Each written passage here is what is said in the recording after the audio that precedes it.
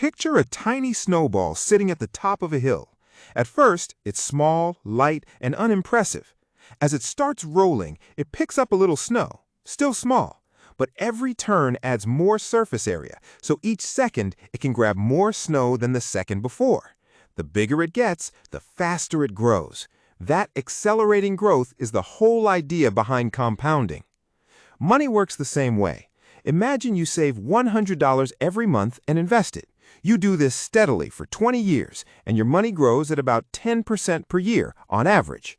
Early on, it feels boring. After 1 year, you've put in about $1,200, and your account is only around $1,250. That extra $57 feels almost pointless. This is the tiny snowball stage.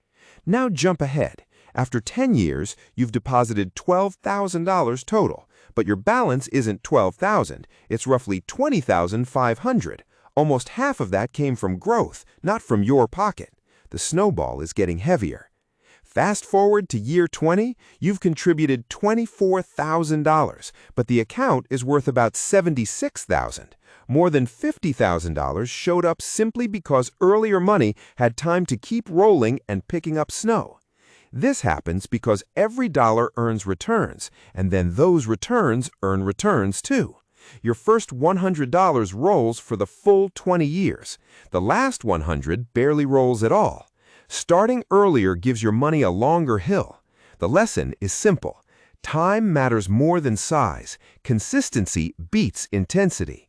Markets move around, and 10% is just an average, but the shape never changes. Growth starts slow, then speeds up. Build the snowball early, keep pushing it, and let time do the heavy lifting.